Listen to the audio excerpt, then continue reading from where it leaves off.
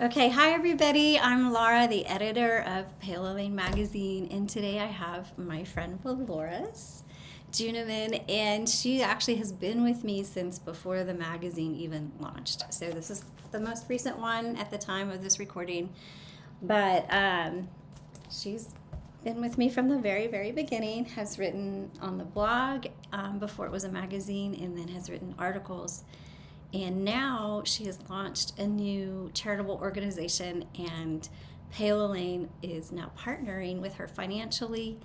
And so when you're a subscriber or you purchase one of our issues, you are actually helping to support her new charitable organization, which we're going to talk about right now. But before we do, if you have issue number 9 or you haven't gotten it yet, she has written an article called Beyond Our Imagination.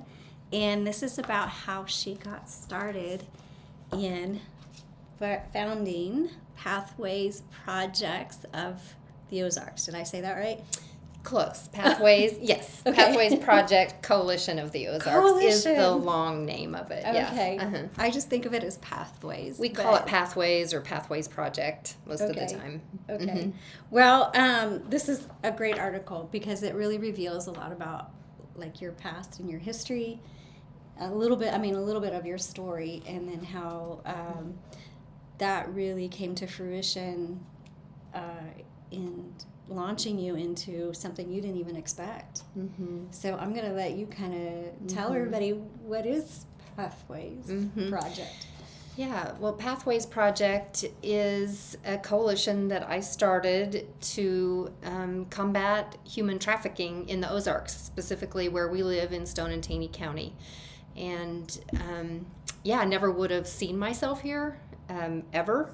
My son is involved in rescuing girls from sex trafficking situations, and he invited me to go on a mission with him, and I got to sit in the room and be in contact with some of those girls and talk with them and be an advocate for them. And once I sat in that room, then I knew it was over for me. I knew there was a call on my life to do that. And so it launched me here about 8 months ago. Wow. Yeah. So, and things just happened very quickly once I just said yes, not even really fully knowing what that looked like. But I just said yes and started walking through open doors. And the article that I wrote, Beyond Our Imagination, talks about that, just how, when you spin the looking glass, you look back, you can see how God ordained all these moments in my life to bring me to this place that I'm in right now. So had you ever thought of yourself as being involved in the human trafficking? Never even crossed my mind. Really? No. I mean, growing up, I wanted to be a social worker. Okay. Or probation officer. I wanted to be in that line of work. And so that kind of makes sense to me now. Okay. Like, I wish I had a social work degree. I don't. I have life experience. And maybe someday I might still get my degree. But working in that field, it makes sense to me. So what did you think when your son got into rescuing? Well, that I wasn't surprised because he's former law enforcement. Or, I'm sorry, he's not former law enforcement. He is former military, special forces, and he works with veterans, and just his heart, his heart just beats for that kind of life. Doing that kind of work. And he did several years ago, he actually read a book. And I don't know what the book was. I can't remember the exact circumstance, but I remember him calling me and saying, "Mom, I read this book that talked about this, and I feel like God has something for me there."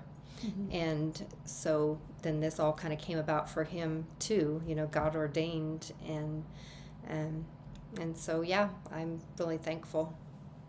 I'm just really inspired, and one of the reasons that we chose you to write an article for Imagination was sometimes, even in the Bible, it talks about how God says he'll do exceedingly and abundantly beyond all that we can imagine. And I remember just even with like the magazine, I never imagined having a magazine, but then I realized that this was really like, I was cut out for this. Mm-hmm. And Mm-hmm. so what would you say to people who are like, I don't know what I'm supposed to do, or how can I imagine what I'm supposed to do? Mm-hmm. I mean, Mm-hmm. how do you think Mm-hmm. you found yourself in this place, and then realizing this is really what you were cut out for? Mm-hmm. You know, I think the most important thing we can do, I mean, if we are followers of Christ, is that we pursue him passionately, and we will run head on into what our calling is. Right. Join him where he's working, and that's where you're going to find it. Right. So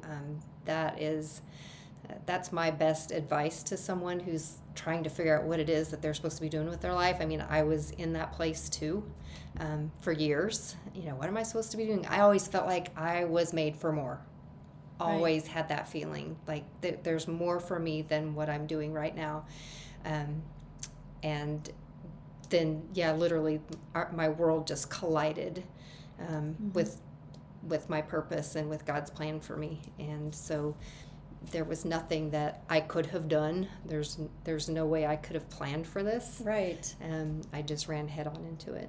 And I love that. I mean, that's what happened, like with the magazine. You just collide right into your destiny, and that's why I think God says he'll give us beyond our imagination. But it's, if you haven't collided with that yet, I don't know if you would agree with this or not, but I would just say remember and think about every day's preparation for tomorrow. So, and getting you ready for that moment when you step in, when that opportunity arises and you're ready to step in. And it's, I don't know about you, like if you had not gone when your son called you, I mean, that was just a phone call, and you said yes to that phone call, and that yes altered your life. And at the moment, you probably didn't think it was that life-changing of a decision. Right. Yeah. And so, and then, it's not easy. This is a really high stress situation you're in yourself, that you find yourself in. It is high stress. And like my son says, everybody wants to be in counter human trafficking until they get into counter human trafficking, and then you realize how hard it is and how difficult it is, walking through what some of these girls walk through that with them on their road to healing. It's really difficult. There's just no way to put words to that. So part of what you do is you bring education to people about really what human trafficking is, because a lot of us have ideas. But like even talking to you, and when we met for coffee, and then I went to your monthly meeting, and realizing it's so much more than what we realize. So where can people go to get educated on human trafficking, and do you have any online resources? And if not, what's a good starting point for people to just get educated about this? Well, we do not have a website yet. We have a Facebook page. It's Pathways Project Coalition of the Ozarks, and you can go to our page, and we post resources on there all the time. So you can go there and find all kinds of information. I'm not prepared with a list of resources and a lot of these websites, places I go to get information, but we do post those on our Facebook page, and you can get those there. Okay. So I'll put, if this is on YouTube, the link will pop up, or it'll be in the comments below on wherever this video shows up. So, okay, you guys, I just wanted to take this moment really quick to share and introduce Valoris. You'll see more of her. Like I said, she's in several of the magazine issues, but I do encourage you to go find out about Pathways Project Coalition of the Ozarks, or at least go and visit and find out, start getting educated about human trafficking, and maybe finding local organizations in your area that you could probably partner with or find out more about. Because I know we all can think, well, what can I do? And Valoris has actually already made a huge impact. We're going to step into the unveiled membership group now, and she's going to share a very specific story of, I mean, she's only been in this for a few months, less than a year, and the impact she's had locally is mind-boggling. And so she's going to share more in our membership. But two things I just want you guys to take away from this is don't give up. Know that today is preparation for tomorrow, and God has something beyond your imagination waiting for you. Mm-hmm. And two, human trafficking is a very important topic. It's probably far more prevalent than you realize, even in your community, maybe even in your own family, and you don't even know it. So get educated and start opening your eyes and finding out how you can make a difference. So thanks so much for watching, and I'll see you guys next time.